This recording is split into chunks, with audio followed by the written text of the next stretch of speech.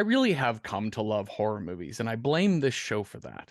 And I'm sure a lot of our listeners can relate to this, but the statement I hear more often than anything else when I say aloud my love of horror movies is, yeah, I don't watch horror movies. I don't like all the violence. Listen, and there are a lot of people who hate this shit, and I totally get it. I am less than 3 years removed from being that guy, but I'm starting to feel like I like all movies except horror films is the equivalent of I like all music except rap and country. Horror, like rap and country, has a bigger barrier to entry than most other genres, but once you're in it, man, it is fun. Just tear off the band-aid. Like, don't wade into the cold water, dive in. That's what I say. That's what I say now, anyway, being on this side of it. What I love about horror movies is the campiness. I love the thrills. I like the adrenaline rush and even the morality tales. Oftentimes, the morality of horror is anathema to my worldview, but I tend to think that that's fine because what horror does so well is play shit back on you. Horror helps us deal with death, with nihilism, with random danger, and most potently of all, horror helps us deal with our own failings as humans.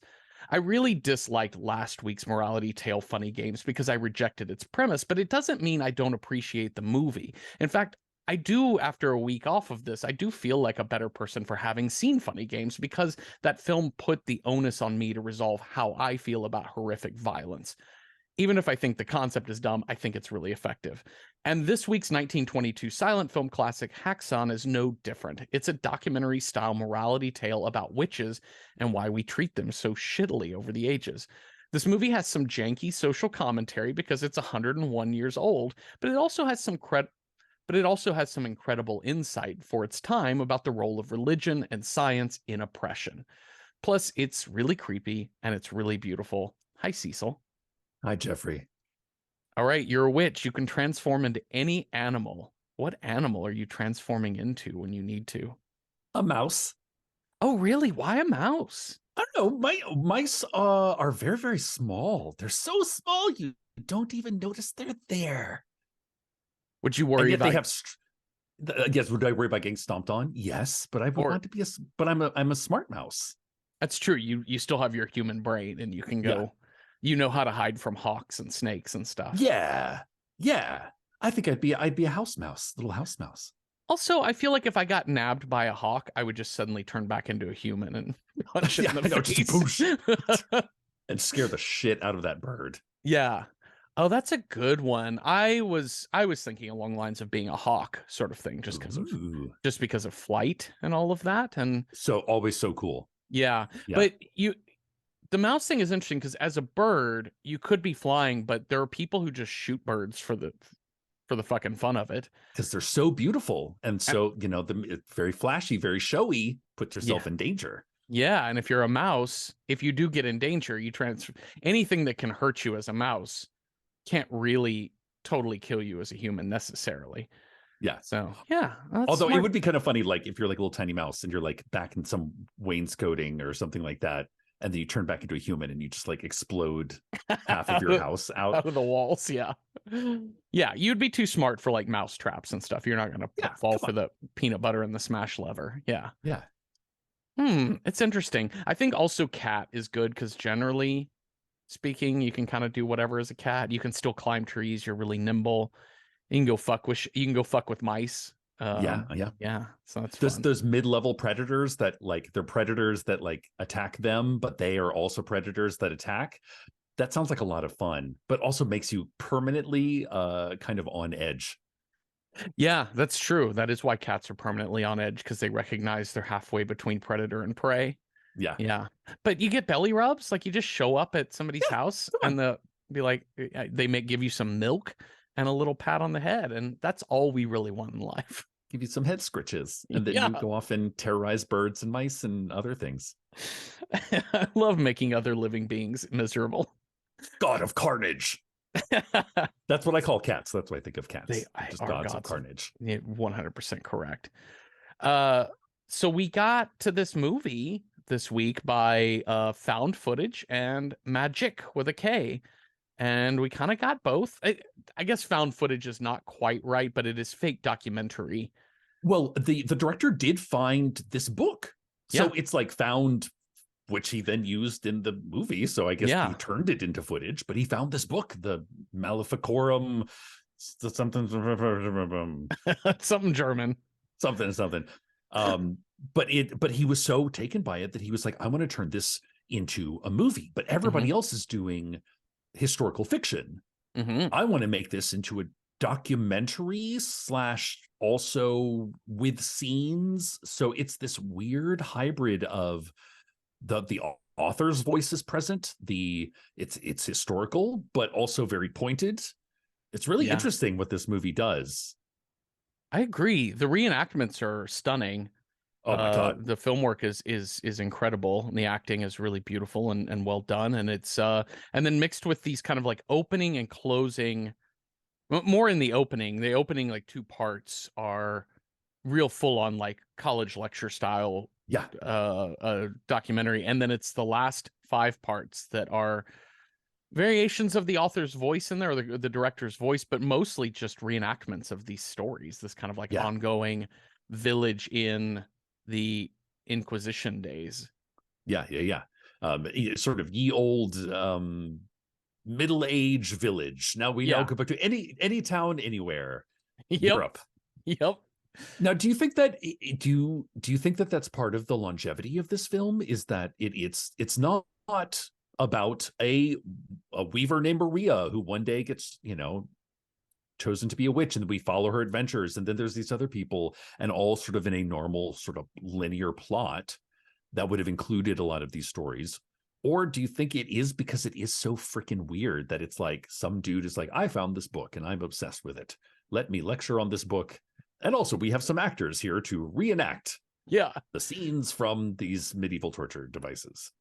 Yeah, I think it's a combination of a few of those things. I mean, this is I can't remember if we talked about this on this show before, but this is the perfect type of film to have on at a party.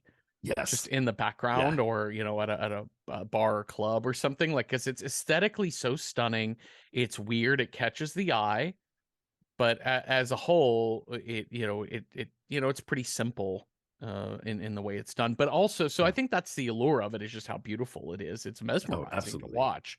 Yeah. And but I also think there's for a 1922 film, especially with what we think we know about old Hollywood, which this is not Hollywood. This is a Swedish film. But what we think we know about old Hollywood is a lot of it is code, like the Hays Code era, like 1940s and beyond. And so this movie is super risque. Like, of all the pre-code films, this is maybe the most risque film we have seen, because it goes right after the church. It is absolutely like, look at what these motherfuckers in the Catholic Church did. Fuck these people. Fuck it all. We got to do better. And also, when we get into modern day, look at the fucking institutions we've built in modern day. Who are you, Nellie Bly? Yeah, that's right. And so I think this 20th century take on how we've treated witches, comes 30 some odd years, 30, 40 years before Arthur Miller's The Crucible. It comes before 40 years before McCarthyism in America.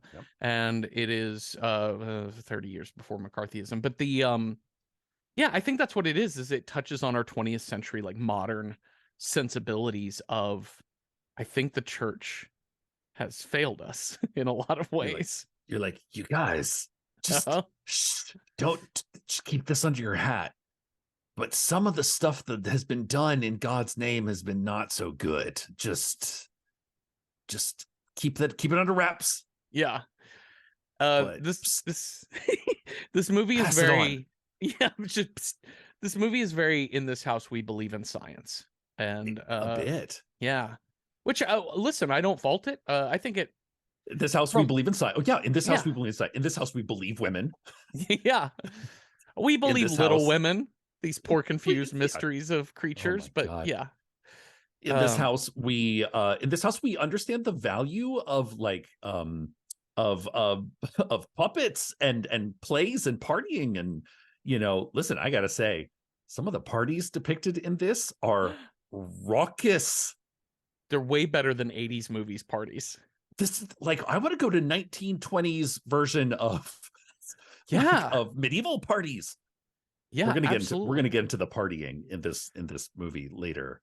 Oh my But yeah, god. it is very like I found on the Wikipedia page somebody a feminist writer described this as quasi feminist, and I think that's a really great. Just like like this movie is for 1922 is very like women Yeah. not witches, they're just poor women that have They're old and they're ugly, and yeah old women are old and ugly and have mental health disorders. Yeah, it yeah definitely goes the line of so much of the history of witchcraft has been us misinterpreting yeah women having hysteria yeah as as being possessed by the devil.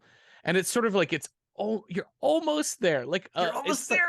Oh, oh, Benjamin, we don't use hysteria I anymore know. to And when they get describe to a that woman with last, when they trauma. get to that last, like part number 7, when it's like us in the modern day, and I was like, and you're like, oh no, you're so close. You're so close. Now, what if you asked a woman about to direct this? What would that do? Well, it's funny, and sorry to jump so far ahead, but at the end of the movie, he does ask a woman, and it's the really elderly woman who plays Yeah, Maria the Weaver. yeah, And he says, I talked to the actor who played Maria the Weaver in parts 3 through 5, and who gets tortured for being accused of being a witch. And this is a very old lady. Like, she yes, looks 80-ish, even for 1922. And she is Maria is like, oh, the woman who played Maria is like, yeah, I have seen the devil. The devil is real. I've seen him by my yeah, bedside in the past. yeah. Okay, well, let's go back to the beginning. What do we say? In the beginning, In the beginning, this movie opens with so Benjamin Christensen. Let me make sure I have that right. Hold on, I'm gonna pause for 1 second. So Benjamin Christensen, who's the director and writer of this film, also plays Satan, plays the devil in this yes, movie too. And because he, why not? I can Treat think of yourself. no better person to play the devil. I wish Benjamin Christensen could live forever so he could play the devil in every movie because he's so good. He does a Uh, really good job. he does. He's so gross and hilarious. Just that tongue darting. There's scenes in which the devil appears and he's not doing anything sometimes. Like, so oftentimes he's like gesturing or beckoning or come here or knocking on things, but sometimes he's just going Yeah, like you didn't even know he was there, but the devil was there, yeah. waggling his tongue at you. It's hilarious and it's wonderful. Yeah, and so like this opening we see Häxan, H A umlaut XAN, and then the translation is just the witch, the Yeah. vitch. And Oh, then we yeah. get a quick flash of Satan's face. Oh no. Oh no.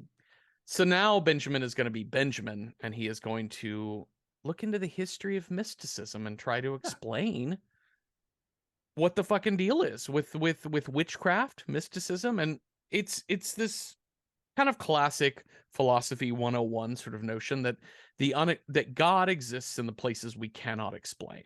God and the devil, that we have to create models of Sure. good and evil. We have to create models of gods and titans, demigods, constellation. We have to create gods where we don't have scientific explanation for something. Yep. Don't disagree. Yeah. Yeah. And And also, actually, and like also, why not? Let's put like animal heads on people. sure. That seems like a good place to start. Yeah, absolutely. That's way more fun than math class, I actually, know. dressing up Come on. like a weird pig and Yeah. doing dances around in a circle.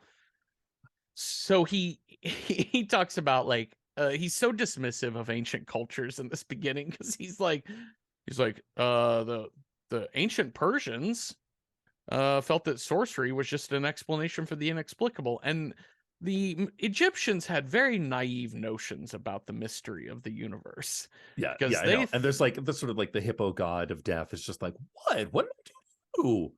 I'm a yeah. hippo god of death.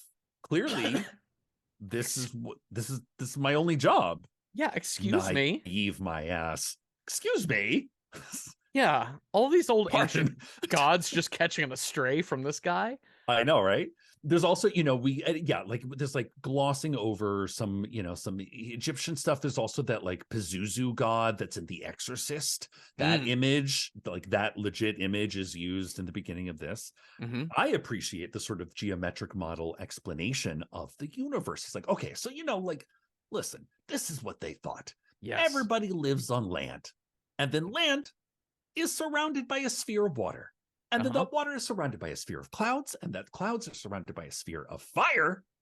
Uh-huh. And then you have all the stars, but the stars are kind of existing in jello mold, like in a Yes. jello mold that moves outward from you. And there's a lot of, like astrology stuff. And then all God and the angels sit on top of that. And they don't really do anything. They don't comment on anything.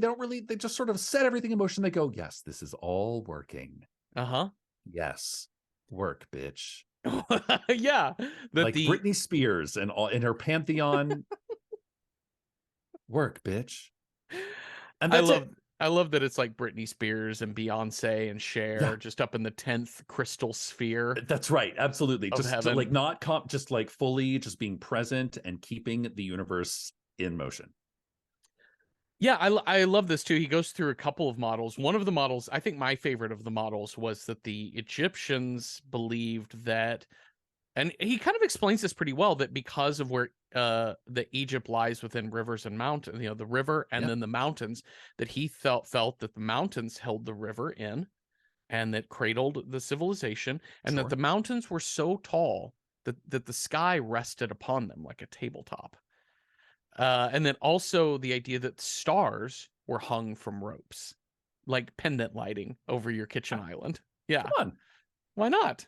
You're like, I think that is perfectly valid. And what's so beautiful about it, we get our first taste of what this film is to be during these explanations, because we have these gorgeous tableaus of these universes, Hmm. these different styles of universes. And I love it.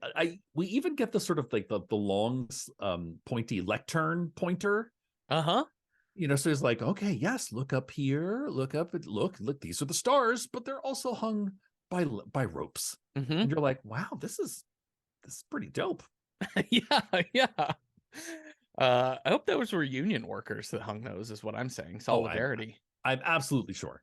Yeah, that angels are union. Yes.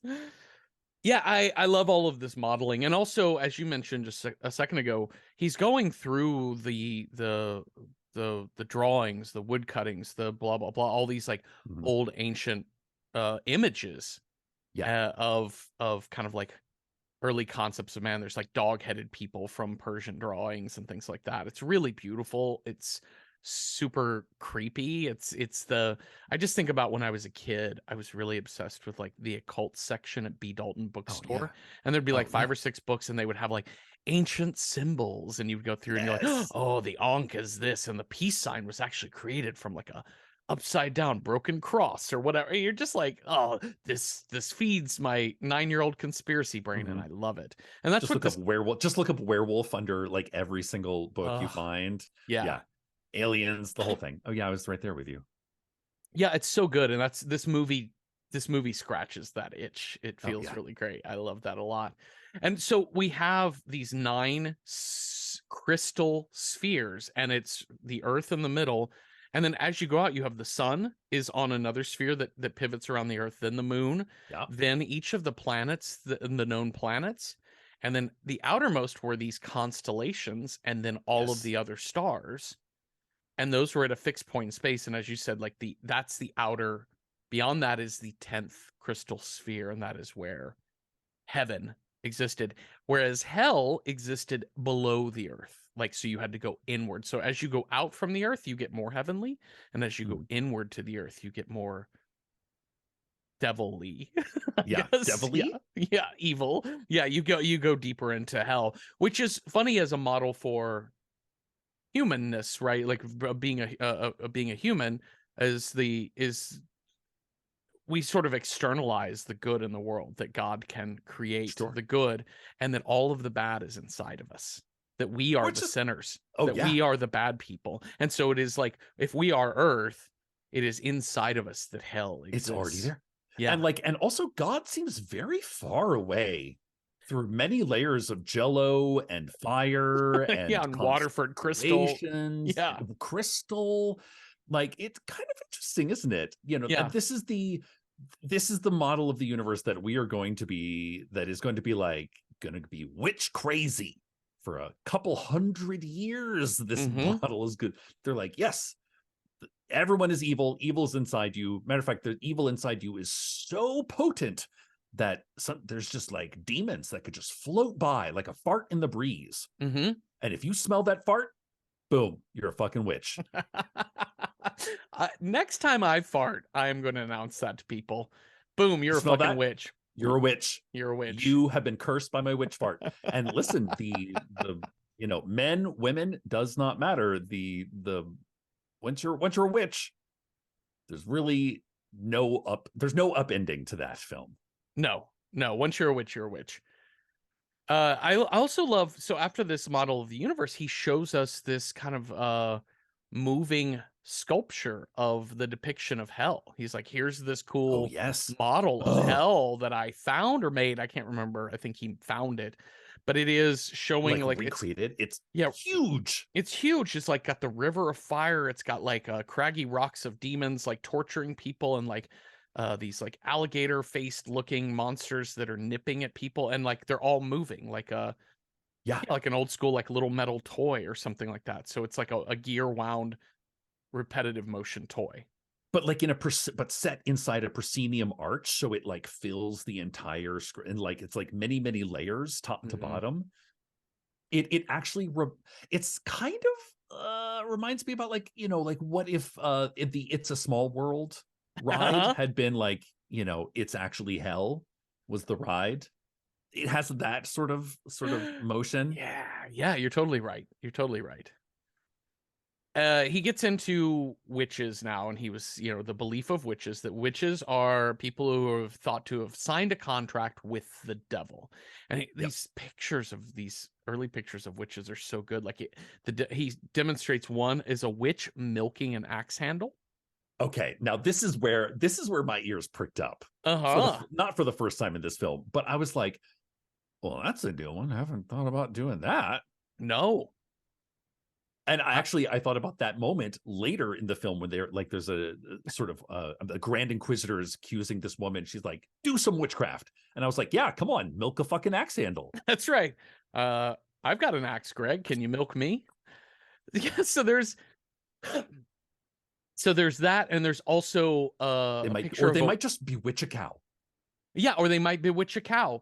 They might curse a man's shoes. That's one of the Yep. drawings.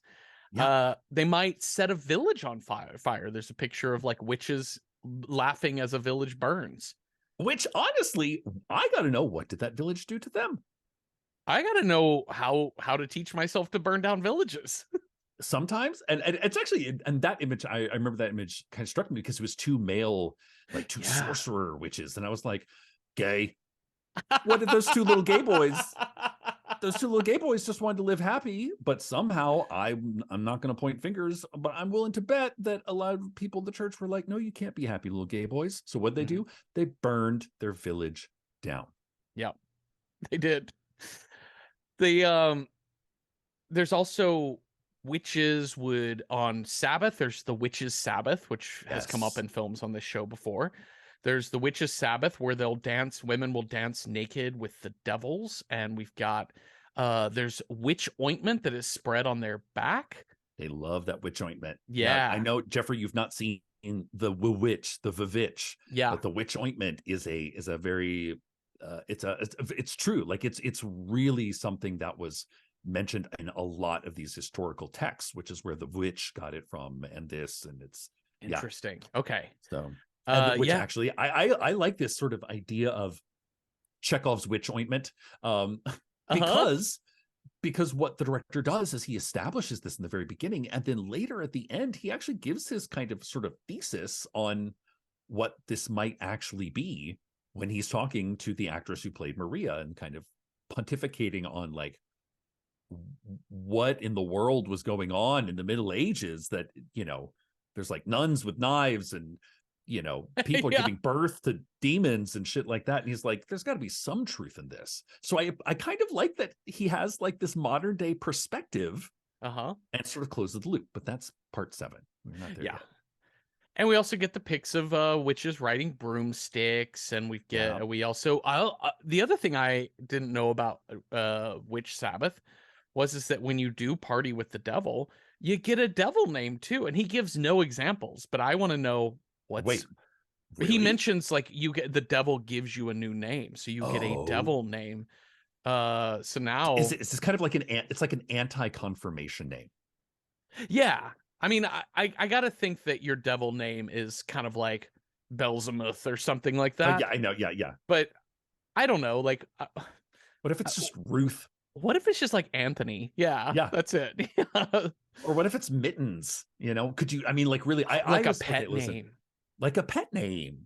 Yeah. It's like, hey, Momo, come here, Momo, and you're like, oh shit, I'm Momo. Fuck, I'm Momo now, but only to Satan. I love how simplistic things were back then. Like the church is good, and everything about the church is good, and it's all good. And so everything in the anti-church, the sort of witches' Sabbath, is just it's the exact same bullshit, Mm-hmm. just flipped top to bottom. Yeah. So as opposed to like greeting a priest and you have to kiss the devil's butt, Loved that scene. oh my god, it's amazing. You start off at some point during the witch's Sabbath, you've got to defame the cross. Yeah. You've got to jump up and down on the cross and be like, no, I'm not into this. But it's Yeah, so like, there's a shot of like a line of women coming and like dancing on a cross as the devil claps and flicks his tongue. Yeah. Goes, Also, but I love how it's so go ahead. simple. It's so simple. It's so simple how white turns to black. Like Mm-hmm. there's like no shades of gray for a black and white film. There's very little shades of gray in witchcraft. No, you're totally right. Yeah, the devil has taken you over, and at that point, your body is done. Like You're you just all can bad. only be burned. Yeah, you Yeah. can only be tortured and burned. Um, they also mention in this opening thing that the Sabbath food was basically bodies taken from the gallows. So, like That's the bodies of the damned yes. were consumed. You know what I love? Botulism. Yep. Just like when it's got that, just that like, when you put food in your mouth and it has that kind of fizziness, Mm-hmm, you're mm-hmm. just like, oh, like I think I've eaten something that might in fact run through my body like river water or just straight up kill me. I Yeah. fucking love that feeling. I need my beef to hit the tongue like ginger root. Oh god. I need that tingle. Yep. Just because it's gray, you can still eat that. That's But when it's right. gray and fizzy, let it go, man. You got to let it go. Okay, so part 2, The Witch. Now we're getting into more dramatizations, and so we're gonna get into this old crone, this witch, and her cauldron making potions. She's got Yeah. a other witches come in with like bundles of sticks, and inside the sticks are like body Oh, parts of oh my these people. god. They like pull a hand out of like this is again like for 1922 we did Phantom Carriage. And Sure. we did another early 20s film that we did was Nosferatu. we did Nosferatu, which was super creepy. And we also did Cabinet of Dr. Dr. Caligari as our Caligari. very, Yep. very first episode. And those movies are all really good and they're all really unsettling. They're all spooky. But like this movie is gross and This movie takes you scary. there. It does Yeah. take you there. It is surprisingly unsettling, and the special effects of the hands, of the makeup, of the scars on bodies is really good. When we get to the torture device section, So good. like what I find fascinating about this. So going back to your kind of your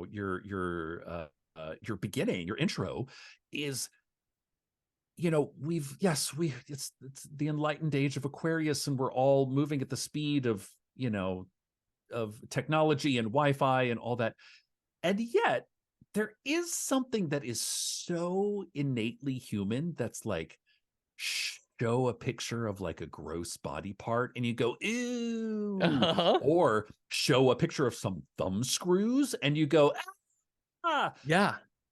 And that is something that is like legit consistent throughout all of humanity. Yeah. Like there is something about the horrific that is almost like it's like a test of your empathy abilities. Yeah. Can you put yourself into that? Can you touch that thing in your mind? Can you touch that witch hand? Can you imagine what it would be like? And I fucking love that. So we might be as enlightened as fuck these days, and yet you all still go ew when you see something gross or creepy. Yeah, that part of your body that is protecting you from terrifying feelings, that empathetic pain you feel Yeah. when you see just the beginning of a demonstration of people about to get thumb screws, or Oh my God. if Yeah. you see a close up of a thumb and a nail coming right to the edge of the thumbnail, but it doesn't go in, you're still gonna like cringe. Yeah. I may have mentioned this before. I several years ago, I just ripped a knuckle open on a mandolin, like Oh, slicing wow. vegetables.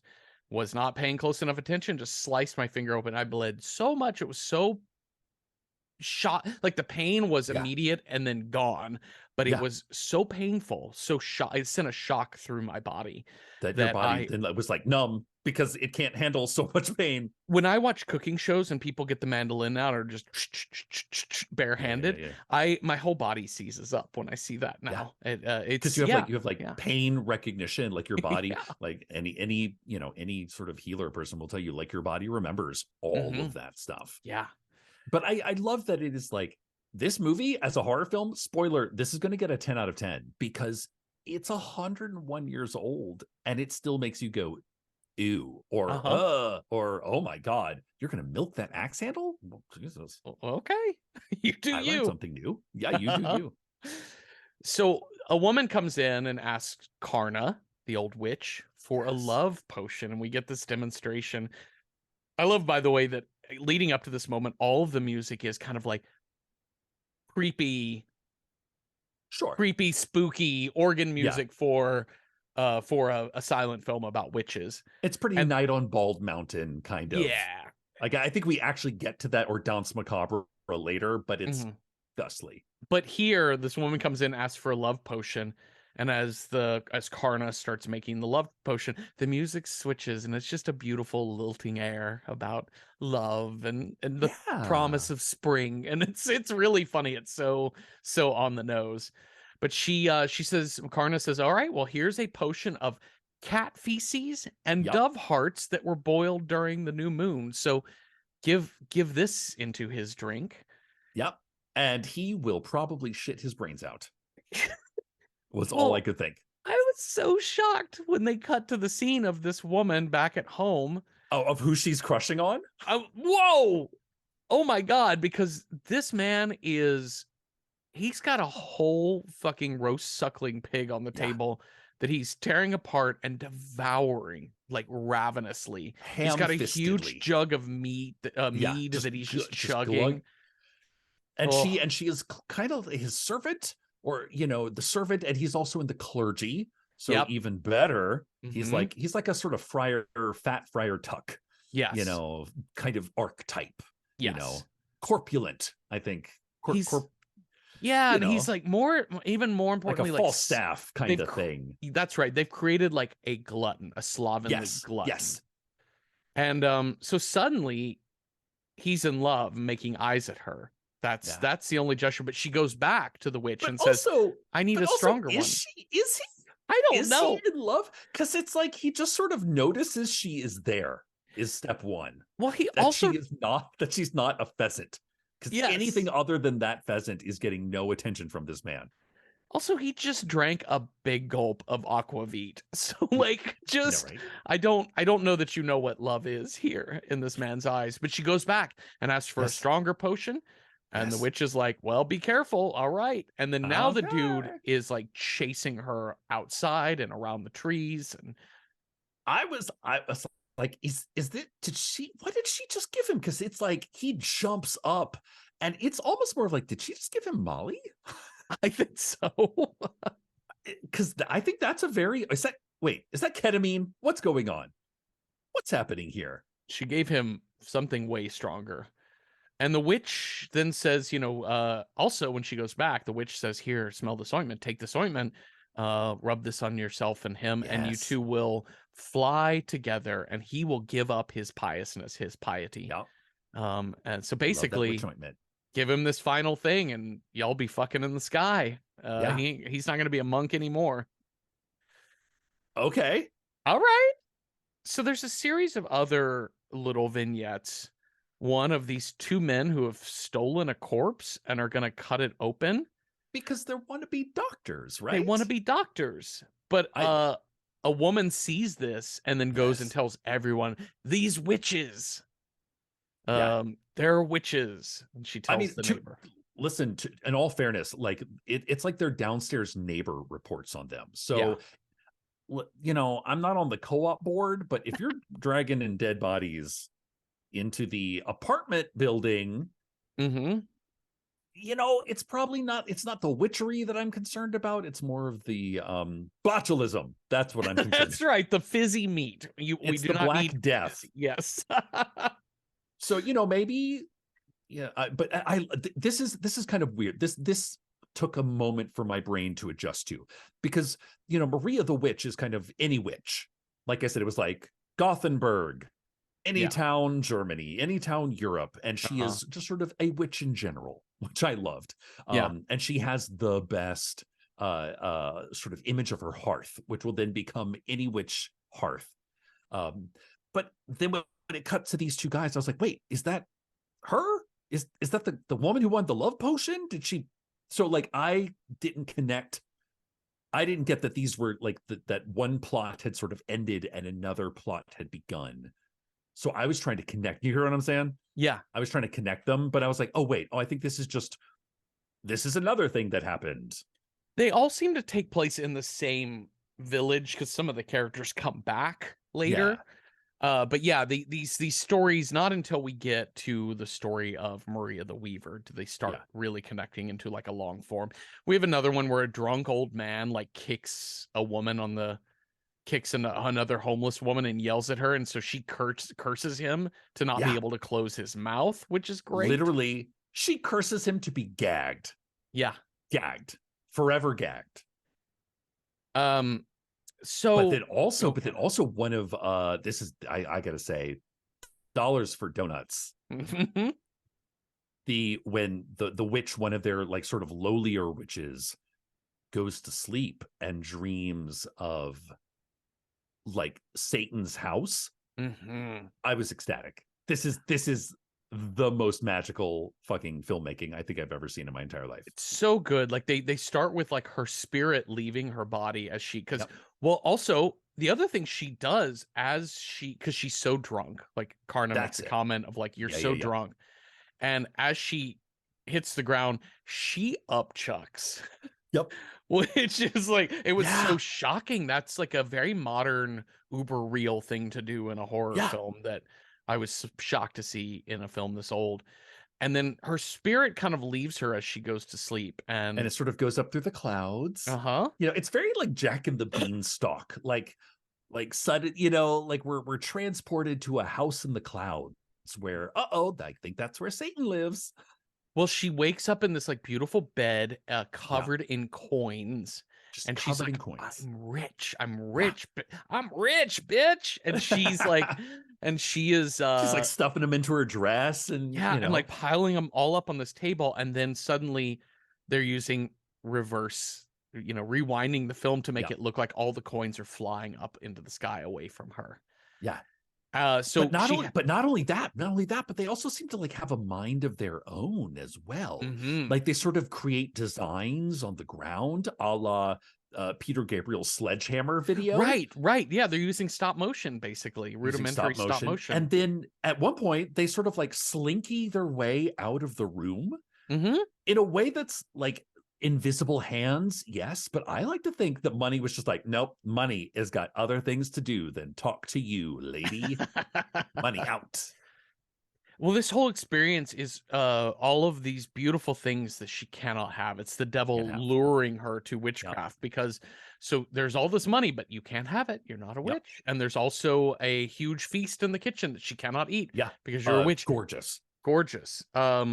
Full ducks and shit like that. And Like it's cornucopia style. yeah. There's also this doorway in the kitchen, and again with the Oh my stop God, motion, you see the Jeffrey. doors, the bottom of the door, just Start to maybe about a foot crumble? tall, starts Yeah. crumbling and crackling away, and there is a devil with a woman's naked body and a goat head, like Yeah. coming out of it, like all alabaster white, Yeah. crawling through this hole, and in through the hole she can see there is a party. And this party Uh-huh. is lit. Yes, pointy hats. Oh my God. I gotta say, the hats in this film are to die for. Like pointy princess hats, Mm-hmm. dancing with men with miters, with like, you know, with the sort of priestly, bishopy kind of looking, and then just a random bear or a mouse, like a Yeah. giant mouse person Yep. and a bear person. Who wouldn't want to attend RSVP yes to this party? This is some Shining bullshit right Yeah, here. it is. Yeah.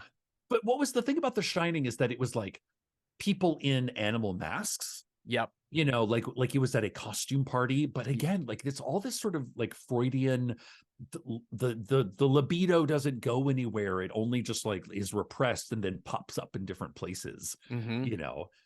And so this is exactly what we're getting. But in this dream world, it's not people in masks, like they are actual bears. Yeah. They're dancing human bears. They're dancing mouse people. It's the best. But she doesn't get to go to the party because and like a dream, it's always just out of her reach. Yeah. So now we're gonna get into the Inquisition, like the Catholic Inquisition era. Like I don't think this is Spanish Inquisition. I think this is just the Inquisition that the church was like, let's get rid of witches from the Middle Catholic Ages. Church was into. And so there's drawings of like witches being thrown in water and how they would tie the witches up or the women up and then use boat oars to push them out. And this is common knowledge of if the woman floats, she is a witch. If she sinks and dies, and if she sinks and dies, she was never a witch, and we bless her body to heaven. Yes. At this point, I was like, so really, it's a no-win situation. Yep. Your test. This is where the almost feminist thing comes in, because it definitely points out how we targeted women. Yeah. But it never says explicitly, because it says we targeted women because it's easy, because older women with like disabilities like Parkinson's, or he doesn't say Parkinson's, but like women with like shaky features that they're scary, and we think you're a witch and they're cooking all the time. Or like or like a milky eye, or anything that is pointed as different. And listen, this is how it starts. But yeah, you're right. At no time does the filmmaker go, but I think we did this because they're women. Just period. Yeah. Okay, so now we're going to kind of get into the main story of this film, which is we have Jasper the printer is sick in bed. He's got the dizzies. Yeah. And his wife, Anna, her mom, is hella worried. Anna is super worried, and she's got her mom there and her servant lady there. And there's this dude named like Steve or Al, or whatever this dude's name is, who Timothy. is wretched looking. Who is He's pretty gross. Yeah. Which is he is an emissary. He's a traveling witch finder under the auspices of the Pope. Mm-hmm. And yes, he is fucking janky looking as well. And you know, at one point Anna's besides herself, and she's like, my husband is so sick. Oh, good thing we have Timothy the Witchfinder is passing through our village today. And legit, this is what Timothy does. He's like, well, if there is witchcraft around, the lead will find it out. And I'm sitting there, I'm like, okay, wait, we're gonna go straight to the lead? We're not gonna start with like pins and needles or like a 25 question questionnaire. We're gonna go right to the lead, and right to the lead we do. They get some boiling lead. Mm-hmm. They sort of wave it, and he's, you know, waving it over her body, over the husband's body. You know, act that looks very much like witchcraft. Yep. So, I mean, I'm an unenlightened person, so what do I know? If you're, you know, talking to yourself and waving things over people's bodies, and then you cast that lead into water, and the lead sort of like expands into a shape. Yep. And then he reads the shape of the lead and goes, "Yep, you've definitely got witches. Says right here, he's a witch, or he's been cursed by a witch. Witches all, ma'am. Here at Orkin, we pride ourselves on 100% kill rate. So I would recommend the full witch treatment. Just burn your house down, kill all your family, and all the witches will leave you alone for sure." And she says, "Well, will I see the witch?" And he says, "You will see the witch sooner than you think." And who's the next person to enter the house? Maria the Weaver, who is this old beggar woman who comes in begging for food. Yes. Anna's sister is there, gives Maria the food. And this is a, like, it says Maria the Weaver, but like this woman is clearly homeless. She's homeless. Clearly very old and is Starving. rotten teeth, starving. Like she's devouring the food like a raccoon, yes, and this is where this movie is so exploitative, because it's like poop and vomit and gross sound. Like it knows exactly what triggers people. And so we've got nice Anna in her kitchen who's like giving this old woman some soup, and Maria is eating that soup like fully like yeah, like a raccoon, like a badger would eat soup. Yeah. And to make us go ew. And there's like a close up, and it's all this like almost chiaroscuro, like the darks of her wrinkles are so dark. Yeah. And it makes us watching the film go, ugh. I don't know about a witch, but hand that lady a spoon and a napkin. Yeah. And your problem might be solved. But it gets that response because it's so a bit exploitative, this film. It is, yeah, and it puts you in an exaggerated way into the eyes of the people in the movie who see her. Yeah. And so this is Anna's sister being like, "Anna, I don't want to speak too soon, but that is the motherfucking witch." That's a witch, and right Anna's there. like, "Oh shit." And so Anna goes to tell the monks about this, and she finds at first this young friar, gay, super gay, and like he is arranging flowers gay. That's literally what he's doing. What is he like? He's literally arranging flowers. Yeah, that's literally. And when he's not arranging flowers, he's like rouged up and he's looking out windows surrounded by flowers, thinking about being gay. Thinking about this beautiful woman who touched him in her amazing hat. Yes, yeah. I know. It's like I really loved her. I go to strip clubs, but really just for the shoes. Yeah, that's right. And the dance. These women are so at the dance. I mean, the love of the dance, right? So it's important that she touches him on the wrist. She like grabs his hand and is like, "Sir, I want to tell you, I think this lady is a witch." Yeah. And he says literally, to go to your theory that he is arranging flowers gay, he says, "How wonderful." Yes. It's so funny. What? He is like really taken by, we have a witch. I'm so excited. Like my first case. Yeah. How diverse. Like this board is really diverse. LGBTQIAW. But there's an older monk there. Yes. Arranging flowers gay gives her the brush off, to say the least. Yes. But the older monk is like, "Whoa, please, come up to my chambers and tell me all, my child." Yeah. So we have like small, medium, and large monks, right? Because that's the medium one that does this. And then we meet the large monk, like Papa monk, Mama monk, baby monk. Yeah. And so Papa monk he tells Anna, he's like, "Listen, this is dangerous to accuse someone. So to make sure that you're telling the truth, you have to swear on this Bible that you're telling the truth." And she does. And so easy peasy. They bag up Maria the Weaver. And then literally put a sack over her head and drag her to a cell. And there are shots of, these are also very scary, like mob scenes can be really scary. And there's shots of Anna's mother shouting curses at her. I hope you burn Yeah. in hell, basically.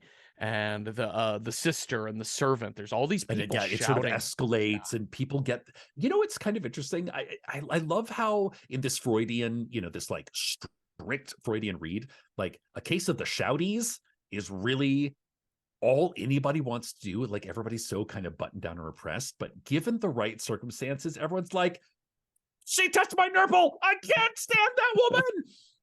Yeah. At any moment, whether it's in the church, whether you're a witch, doesn't matter. But that is like the thing that everybody is just waiting for their chance to just like explode on a person. Yeah. So they've got Maria now in jail. They strip her down. They put her in shackles. Like they are what are those called? The wood blocks that bind your hands. Stocks. Stocks. They put her in the stocks. They put her in the stocks to get her to confess. And she's like, I don't know what the fuck you're talking about. And so then they take like this heavy waxen scroll with the words of Christ written I love this. on it. They're like, okay, that punishment didn't work. Yes, they're trying. I think they're trying like mental torture. Yes, I think was the word. They're like the body. Essentially, the name of Christ compels you. That's it. Yeah, and then they finally the wax thing was weird, right? It was weird. Papa Monk. Yeah, it's very strange. It's like, will we see the demon leave her body once we put the words of God on her?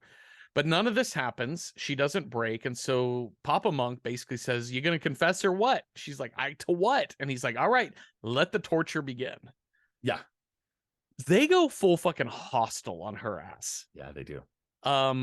It's not as graphic as the movie Hostel, to be sure, but the first thing we see is her bare back and then hands reaching for giant looking pliers or snippers or something on the wall and then going toward her. So it's the implication, because your mind now is piecing together, wait, what the fuck are they going to do with those crazy iron grabby things? Oh yeah.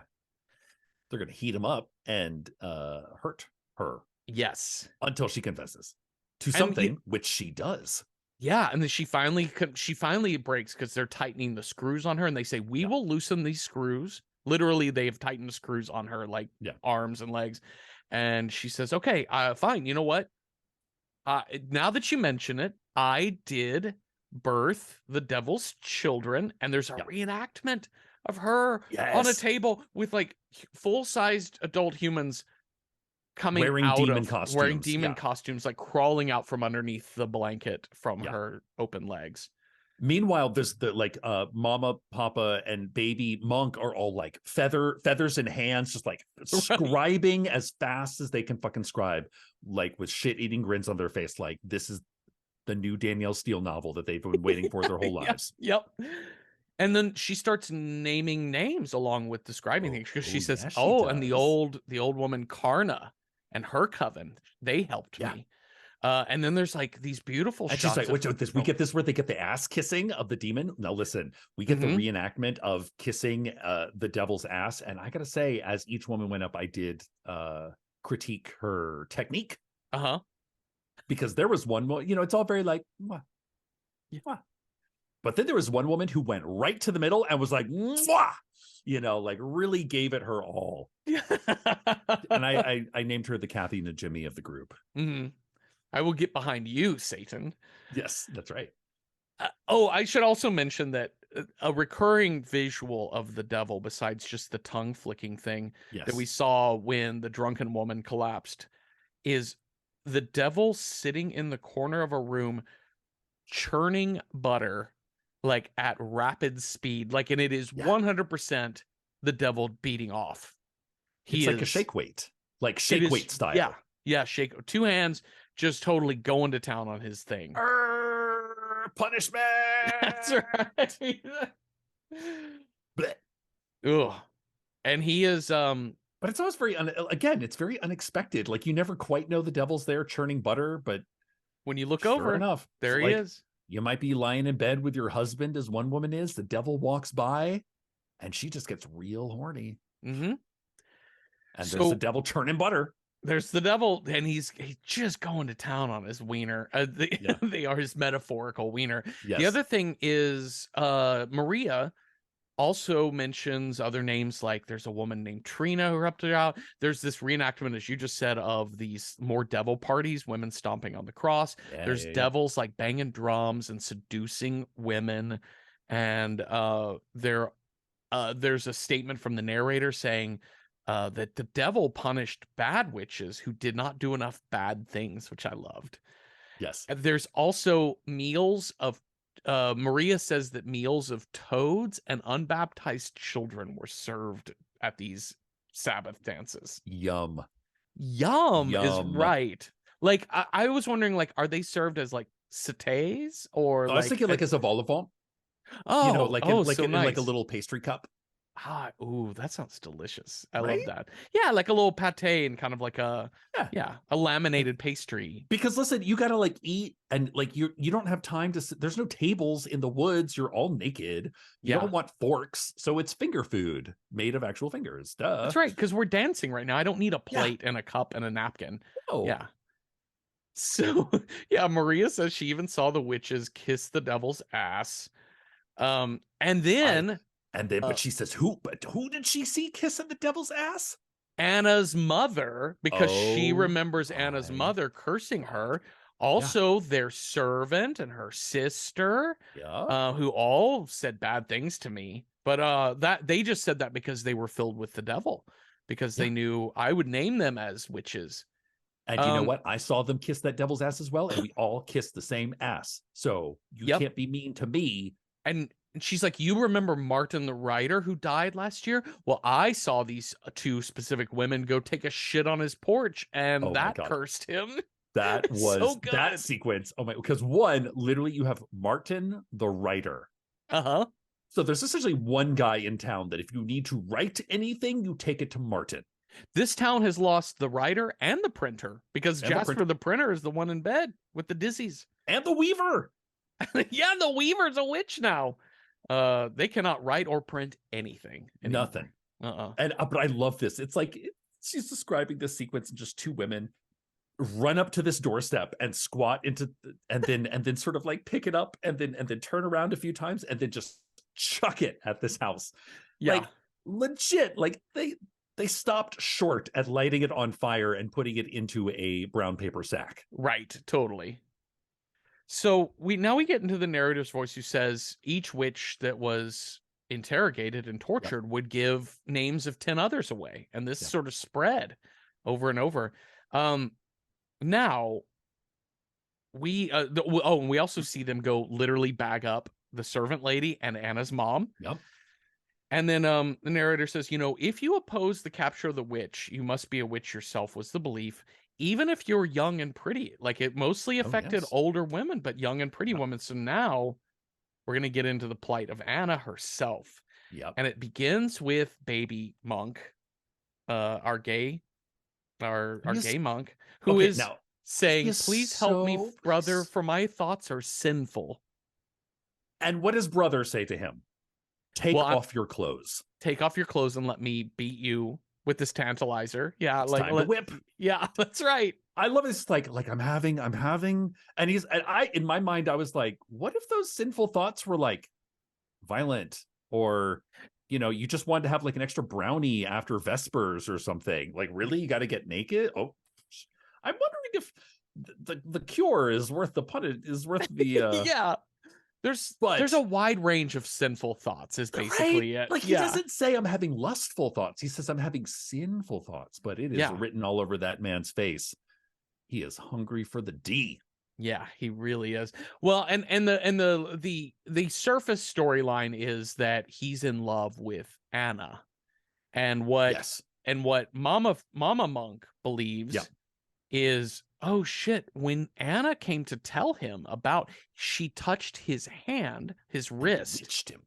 and that put him under the spell, because I know he didn't fall in love with a woman. No, of course not. That's gross. Right? How gay. Yeah.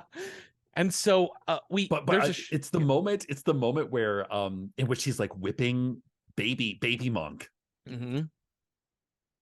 And he stops and baby monk is like, yeah, I'm almost finished. You got to continue.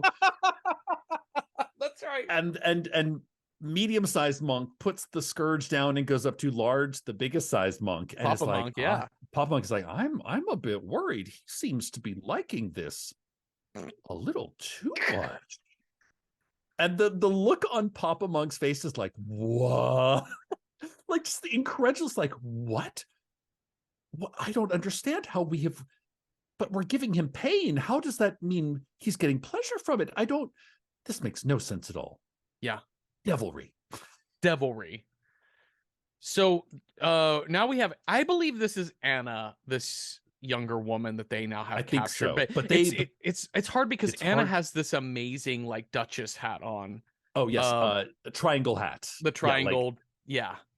So she's so jealous. So once the hat is gone, I'm a little bit face blind as to like what. Oh, is that the same lady now? And they also like chop her hair off. Like Yeah. she's the woman who is being tortured as the young beautiful witch, which I'm pretty sure it's Anna.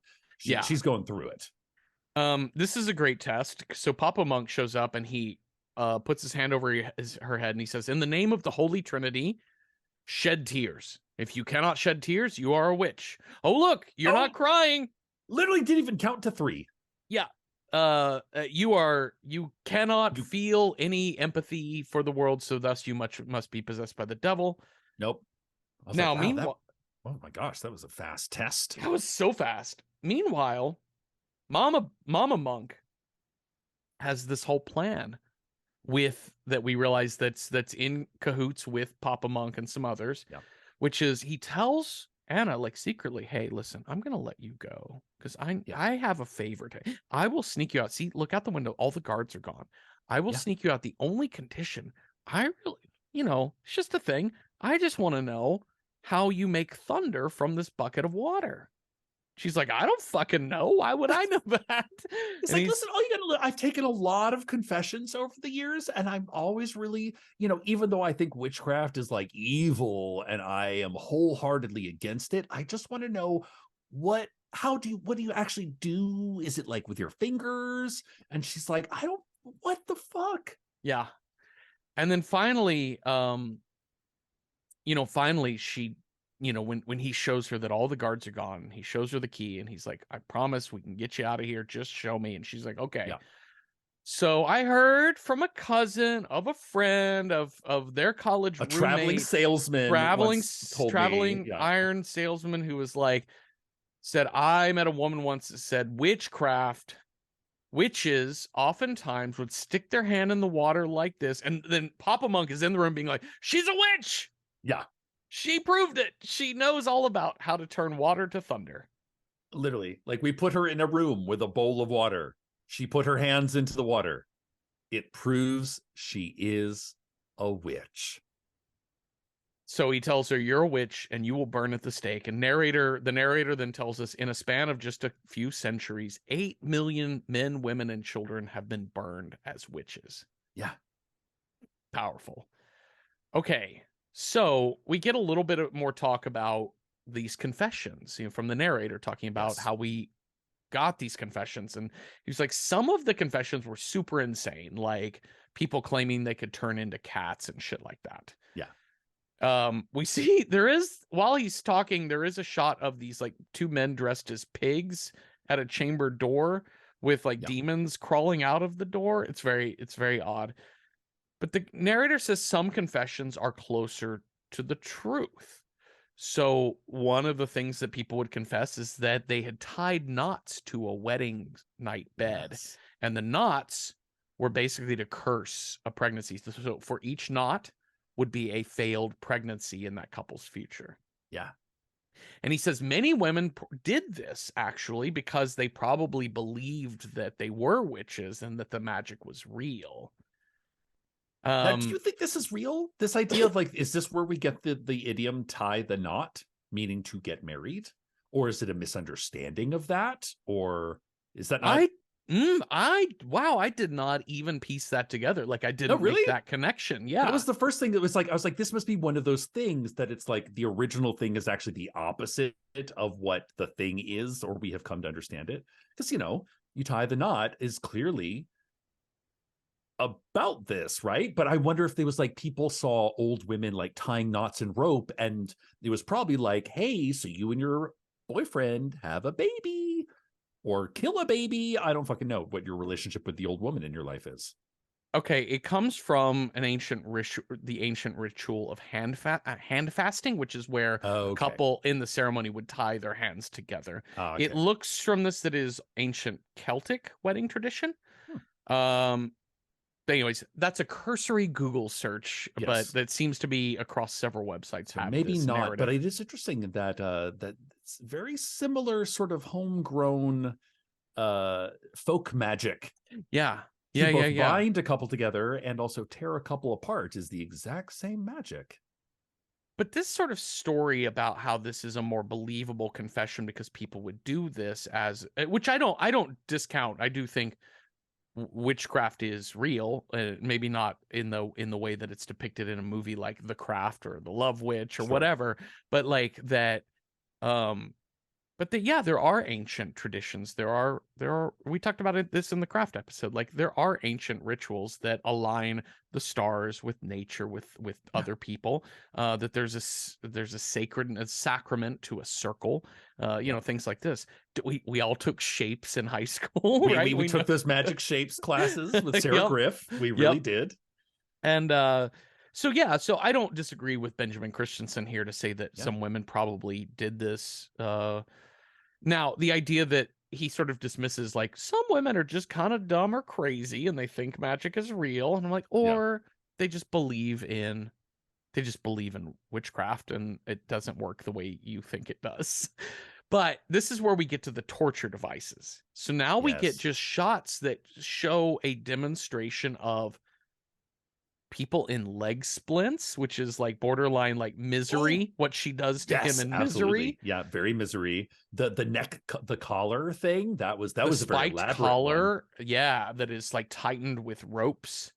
There's like a hand that's placed on a little ledge and then a mallet is brought down on the fingers. Yep. There is stretching racks, of course. There's just the crazy heated up pliers from Yep. Hostel that The we saw. pinchers. Yep. And then of course the thumb screw. Now, they all of these they start to show them being used on actual people, but it never quite shows the hammer come down on the No, no, fingers no. or And the it's legs being all broken. very like it's also a very almost Disney sensibility of like a demonstration. Yes. Like we will now demonstrate what this is. The woman with her fingers in her thumbs in the thumb screw device, you can Yeah. tell she's laughing and talking to somebody off camera. Like it's Yeah. a very like it's done in a really simple sort of way. When it says that one of the actresses wanted to know, Yeah. which actually kind of reminded me, like I was like, girl, you method as fuck. Like whoever that woman was legit invented method acting. She But going yeah, full it's really Jeremy interesting. Strong. Yeah. And I love how like fresh, because like when you see older films, it's hard to imagine those people not in the pancake makeup, and to see them. And so to see like essentially a flapper, like a young 20-something-year-old actress in the 1920s being like, who's the ballsy one to be like, yeah, I want to see what these thumb screws like. Listen, if I'm going to play a witch in your fucking movie, I'm going to need to know what my motivation is. Yeah. And I love it. It's really interesting, like that moment when he's like, and now a modern actress, and you can see her go, ow, ow, ow, that's enough. Yeah, yeah. So he says, a lot of the interrogations began with something light, like the thumb screw. This is where we get the demonstration. He says Just some light thumb screws. just a Yeah. light, yeah, because they escalated to that crazy spiked collar where they would like choke you out and stab you It around was the like neck. 2 poles stuck perpendicular into the ground that you would then, your hands and wrists and feet would be tied to. So you're trussed up. So you can't move up or down or left or right. And then the spike collar would go around your neck, but that was on 4 ropes. So and then they would light a fire underneath you. So if you moved up, down, left, or right, you were in fact piercing your own neck because you're Right. trying to get away from the fire that has literally been lit under your bum. Yeah. Horrifying. But they would start light and they're like, even just the thumb screws, like many very pious people started submitting themselves to confession, to punishment for these things. And now we get into this nun scene, which I fucking love. This nun stuff. It's so It's so like it you know what I was getting vibes of is the Madonna's Like a Prayer video. Like it Oh, is yeah, yeah, going yeah. hard into religious iconography in a super amped up way of like Yeah. there's no tears of blood, but there's like nuns weeping, carrying knives. It is like this shocking look at like look at the inner workings of the Catholic Church. Religious ecstasies. Yes.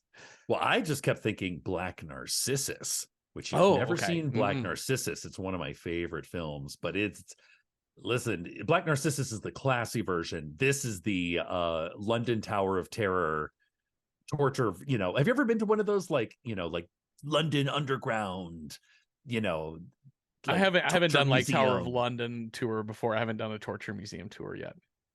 Yeah, but this is the torture museum version of Nun. That fucking Saint Cecilia, Sister Cecilia with the knife. Uh-huh. Yeah, and this knife is given to her by Satan, Yep. tongue flapping Satan. She literally says the phrase, "Get thee behind me, Satan," Yeah. and she runs She away holds from out him. for a while. She Yeah, holds out for a bit. but then she finds her way into the cathedral, the church, and Yeah. like at the altar, she takes the holy wafer, the Eucharist, the body of Christ, and she stabs it with the knife. And This, by the all the way, this nuns. wafer is gorgeous. It is Oh, yeah. so detailed. Like I was like, I'm not Catholic, so I've never had the Yeah. Eucharist before, but I But it have always seemed like seen sort them. of, yeah, They're pretty water simple. crackers and shit. Yeah. Yeah. But she stabs it. The other nuns come in, and then you've got This scene Sister is, Mary, the head nun, who's like, she's been conniving with the evil one, and all the other nuns start freaking out. And Cecilia, what does Cecilia do? I mean, Cecil. it's Cecilia, literally, if you've ever seen The Crucible, it is the scene in which Abigail is like, let's start speaking in tongues. And Mm-hmm. then all the nuns behind her start rapid speaking in tongues. Like she infects the greater body of the nunnery Yeah. with her repressed Satan, Well, and the first Satan thing speech. and her first action there is she runs to the middle in front of everyone and she sticks her tongue out and bulges her eyes Yes. like the devil, but also in this, it's very funny. Like I laughed, Yeah. like it was like intent, like it's wildly funny. And the other nuns start laughing, just like in the Yeah. crucible, like they start laughing and they start making Sister Mary or whoever, the older nun, the crazy Yeah. with their laughing at her. And the narrator says, my how all of these women over history must have suffered because they're hysterical. I was like, oh, you were so close. Oh, Yes, you were they so have close. all suffered. Yes, it was Yes. so close. But Cecilia then rushes into Papa Monk and says, like, you have to burn me at the stake. Yeah. I'm Yeah. fucking evil. Yeah. She's like, is this? Oh, and she's also stolen the Oh yeah. body, the She child stole of the Christ, statue of Jesus. Yeah, of baby which is Jesus. like, which is so like all this sort of. Have you ever read the book The Exorcist? No.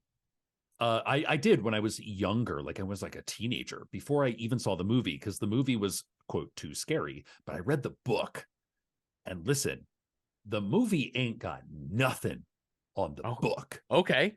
because the book includes so much more tales of priests and nuns gone wild that the church has covered up throughout the years. A lot of that stuff actually gets put into The Exorcist 3, which is actually one of my favorite horror movies, weirdly enough. Like it's the sequel, but it's also an amazing movie.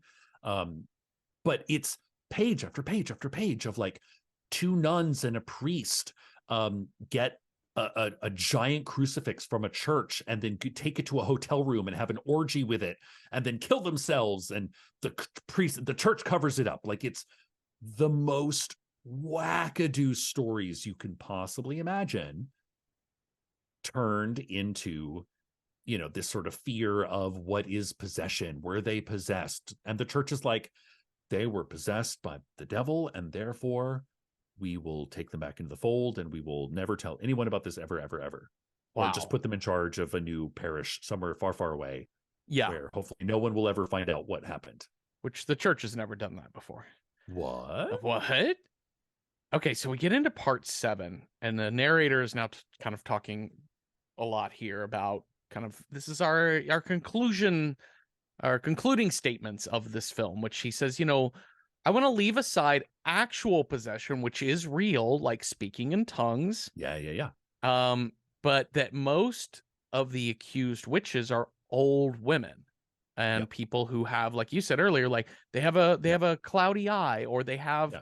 the shakes, or they have something that makes them Oh, and look. they have kind of examples of all Yeah, these. So and they're it's like just and so like these beautiful kind of black and white portrait of just like a head and shoulders of an older woman. And this is one, she's like silver gray hair and she's very shaky and she yeah, looks like so frail and like clearly sympathy getting, yeah, but she just has the shakes. She just has a yeah. little bit of the shakes.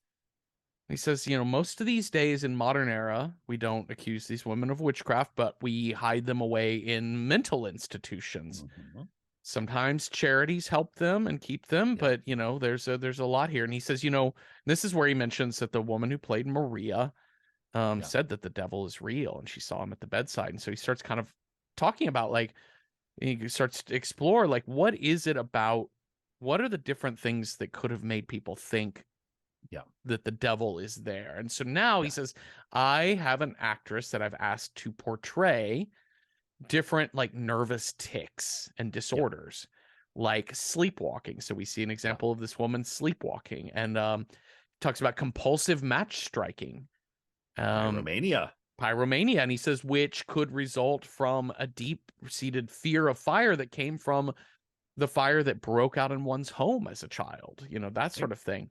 That he's saying we carry a lot of bullshit in our brains and it Yeah. makes us Yeah. act weird.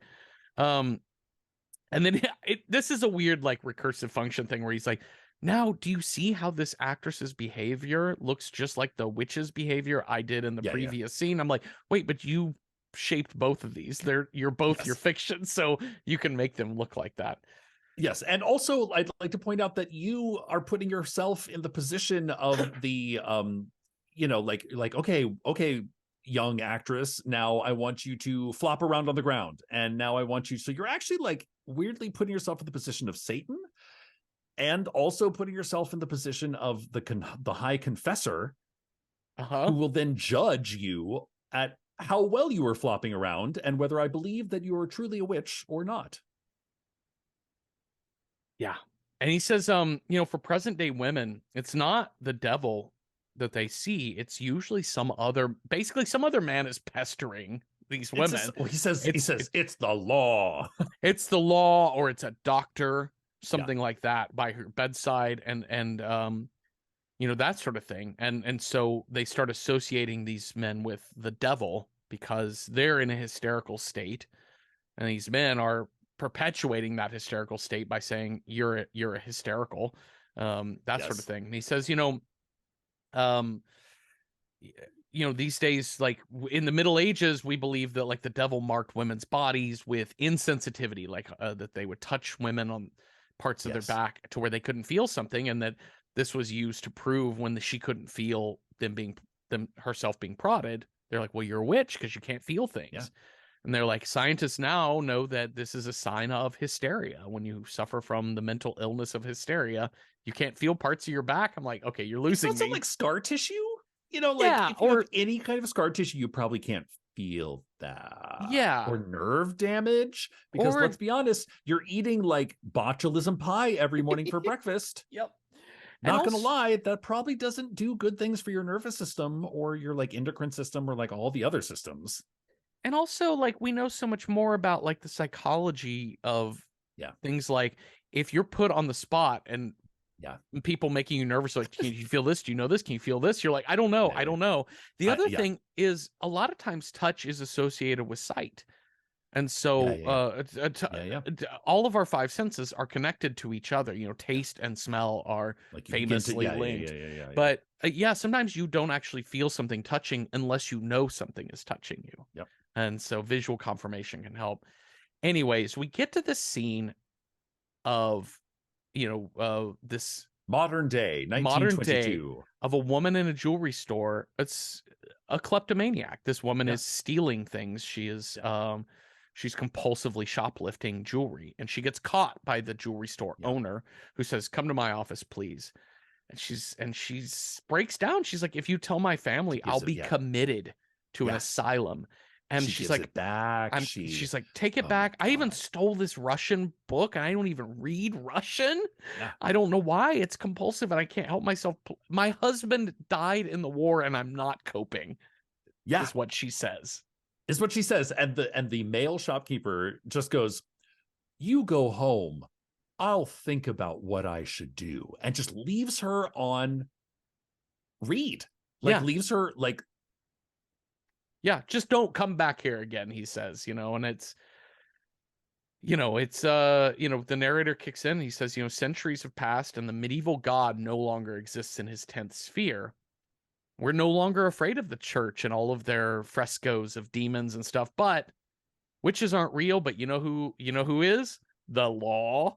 yeah, the law. Um, Great. prequel to Dukes of Hazzard, this movie. Yes. Okay, and so during this last part, as he's saying this, there's a shot, and this was super inexplicable to me. I rewound it and I still didn't understand. I mean, it's cool, but there's a shot of a biplane flying away. And is this just Mhm. showing modern technology? There's a Yes, biplane flying it was away like and a witches. woman No, it's waving. what it said witches, or like, women witches don't ride brooms anymore. They're productive members of society. Here at Oh, Kitty is that what Hawk, he's we doing? have, yeah, like very like Okay. women doing things in a more integrated way in our modern society of science and Freud and things. Yeah. These last couple of things in this movie sent me over the edge because one is he says, but having said all of that witches aren't real, but isn't superstition still rampant? And we see shots of women reading tarot cards I and know, right? crystal Crystal ball balls. Oh my gazing. gosh. And they're like, we no longer burn witches, but aren't these little women still sad and kind of mysterious? Is kind of the things like, don't they Yeah, cry a lot? I bet they're in I pain. We should know. not burn them anymore. Yeah. Um, and then this final shot, I'd forgotten from our conversation with Desiree Birch about Phantom Carriage, which is another Oh yeah. Swedish film. Yeah. I had forgotten what the word for the end is in Swedish, and what we get at the end of this movie is a shot, this horrifying shot of three women on pyres being burned to death. Yes. And it's just a steady shot of these three bodies on sticks. It's our first real, like, we are watching live human death. Yeah. On the screen, these three women being burned alive. Fade to black, and then just bold, all caps letters on the screen, it says slut, which is the Swedish word for the end. And I just like nervous cackled when I saw that because I was like, what? What is Isn't it happening? ironic? Don't you think? Anyway, A little so too ironic. don't let that ending catch you off guard like it did me. Yep. I was really thrown for a loop. Shall we rate this cinematic accomplishment? Yes, please. All right, so on our Sasha scale, right, our squeamish approachability scale for the horror averse, on a scale of 1 to 10, with 1 being not at all approachable, like Funny Games was a 1. That's a really hardcore home invasion movie, and 10 being super approachable. Scooby-Doo on Zombie Island, probably.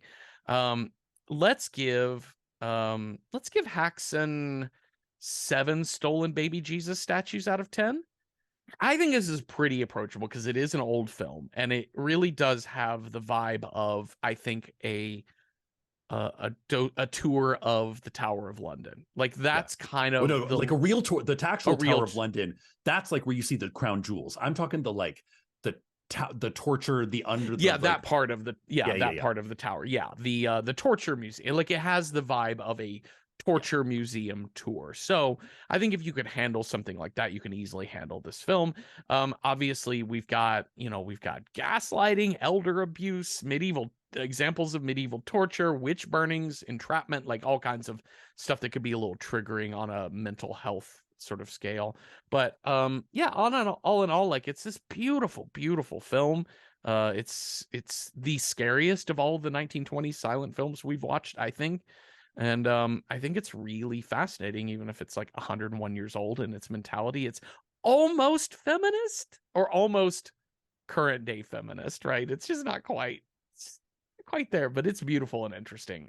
So yeah, 7 out of 10 for Approachability as a horror film. I think you already mentioned it earlier, but Cecil, what do you rate this as a horror film? Man, I'm so glad we got to this one. Yeah, this is like a 10 out of 10 nuns with knives. Oh yeah. Like it's so dreamy and creative. Like the image of the witches riding on brooms to the Sabbath is an image that you will have recognized from countless other films have lifted it because these older films have like kind of free use, Yeah. so you can use them for whatever you want, and it's flawless. Like it's stunning what they did creatively with costumes and set design, and it's all a fixed camera. The camera doesn't go, like, it's literally the beginnings of film, and to see how creative they were within those constraints. And they also, this film is also very grand in some ways. Like some of those crowd scenes are massive and very scary. And some of the witch's hovel, where it has like the witch with the hand and the dog, and oh my god, it's 10 out of 10 nuns with knives. Well, we have a number to shoot for next week, so let's figure out what movie we will watch next. You have our scare die, I have our style die. We'll roll them up, find a movie that matches those two things. So Cecil, if you roll a 1, our next scare is an animal. 2, an alien. 3, a lady killer. 4, a zombie. 5, evil science. Or 6, wild card, whatever scare we want. So what do you got? That's a 4. 4s are real, baby. Zombie. All right, so we're gonna match up your zombie movie with the style that I roll. So let's see here. If I roll a 1, our zombie movie is sexy. If I roll a 2, it is an action fantasy movie. 3, it's a black and white film. 4, body horror. 5, I wrote New York, New York, something that takes place in the Big Apple. Or 6, 75th percentile, something that is 75% or higher on the review aggregator site. So let us see what kind of style of zombie movie we got. I also got a 4. We got body horror zombie. Wow. 4s are real, man. Let's go Okay. to Vegas. Body horror meets zombie. So let's talk about what we have on both our lists that we put together, as well as see if people chimed in on Letterboxd for what we should do. Because I think we've got 4 solid ones here, but we've got quite a few on the Letterboxd. So there's a movie from, I believe this is 2019. Do I have that right? Rabid? Is this correct? Hold on just a second. Let me back up. No. No. This is the Cronenberg. The night. Oh, yeah, you're right. Okay, sorry. So I have, yes. So I have David Cronenberg's Rabid from 1977. This is, am I looking at this right? Yeah. Yeah, this is evil science also. It could fit into that category as well. But yeah, after radical surgery after an accident, a young woman develops a strange phallic growth on her body and a thirst for human blood. Zombie? Yeah, this one is kind of, well, she becomes like an unthinking thing that only has one thing on her mind, and that is sex. She's a sex zombie, essentially. Okay, great. We have George Romero, Day of the Dead. We've got done Night of the Living Dead, and we've done Dawn of the Dead, but we have not done Day of the Dead, which I think is his most, of the 3, is his most grody. I have that right? Definitely, it is the Aliens to the previous Alien. Yeah, gotcha. Dead Snow is another one that came up as far as I don't know. These are a little bit I don't know, body horror so much as extremely graphic. Yes. I think Dead Snow, I think it involves somebody rappelling down a mountainside off of a zombie's intestines. I think that type of thing, which felt like it's body horror. Dead Snow is basically the discovery of undead zombies in the Alps or something, or some shit. And they sort of thaw out, and then it's kill zombie Nazis. Yes, which sounds Nazi fun. Zombies. What else do we have? Now, I'm kind of curious about this one. This is a 1980s zombie holocaust, which, anything with the word Holocaust in the title, I'm generally going to be like, can we steer away from this? But I think this might be more of the like Lucio Fulci Italian zombie kind of thing. Yes. So maybe exploitative and pretty gross, but I think also with a huge grain of salt could be kind of fun. Yeah, I think we're gonna see a little bit of maybe cultural insensitivity. I think we're in some like tropical, some Caribbean Probably. islands and things like Yeah. that. But it does look a little like Zombie 2, which we watched for the show. Yeah. And it is Marino Girolami. So yeah, there you go. All right, let's look at Letterboxd and see what people got on here. Cronenberg TA says Return of the Living Dead. I mean, Return of the Living Dead is legit one of my top 5 horror movies of all time. And it is definitely body horror because it doesn't go from like 0 to zombie. It shows you the many variations along the way. Interesting. Diamond Dog says any of the Evil Deads, if you count Deadites as zombies. Yeah, I could go with you on that. I could go with you on that one. Josh Ludd and Tally both said contracted, which is 2013, which is zombism as venereal disease. Oh wow. So a similar thing to Rabid kind of thing. Yeah. Yeah, and that sounds very body horror-ish. Yeah. Um Dionysus, there's an L in there, it looks like. Says Return of the Living Dead Part 3 is all about this girl who gets zombified and gets really into piercing and body mods to distract from the sensation of blah blah blah blah blah. So I that sounds very body horror. Yep. Um My boyfriend's back. Says Ganymede's cusp. Come for the body horror of these zombie protagonists decaying flesh, but stay for the cheese and the cast. all right. This one definitely sounds like a funny, cheesy, like Hello Mary Lou Prom Night 2 kind of situation. Yep. Benjamin Barron throws out one that seems very obvious is the Serpent and the Rainbow. Yep. Like this is going to be more classy, I think. This is Wes Craven at his Wes Craven finest. Bill Pullman, big budget, big cast. And listen, some of the scares in this movie are really scary. Okay. Interesting. Brave Crab throws out Dead Snow 2, which they say ups the ante on the original in regards to gore. Yep. B Harps, Planet Terror zombies. Yep. I didn't think about that as body horror. I just thought about that as super violent as Planet Terror. Yeah. B Harps also seconded Return of the Living Dead 3. Yeah. But we haven't watched Return of the Living Dead for this show, so I might be more inclined if we were to do that to do Return of the Living Dead 1. Before jumping all the way to the third. Before jumping, because I was already so last mystified time by Leprechaun 4. I was gonna say we never figured out how that leprechaun got into space. No. We can't have that happen again. Nope. Therefore, I don't we need must to go know. chronology. Okay, now, so here's the thing. what When it stands comes out to to you? body horror, I mean, like a zombie is already horrific to the body. Mm-hmm. So these all are under body horror. But when you want to talk specific body horror, I think Rabid, Zombie Holocaust sounds fun and interesting just because I've not seen it. Contracted sounds really interesting. Again, with the body horror. Just looking at the poster for Contracted, it looks like body horror. Like it looks like a body falling apart from disease. So, and the Return of the Living Dead, just Return of the Living Dead, just because it's a campy good time. So, do we want to go serious? Do we want to go serious psychosexual, or do we want to go kind of silly with our zombie-ness this week? Silly sounds a little fun because we've had a couple of serious movies in a row, although we're not far removed from Leprechaun 4. That is very true. That being said, but I don't know. Häxan was serious in intent, but like the tone of it is a little campy. Yeah. So I wouldn't mind a serious. I'm always for seeing more Cronenberg. And Rabid is one of those things that I think it's early 70s.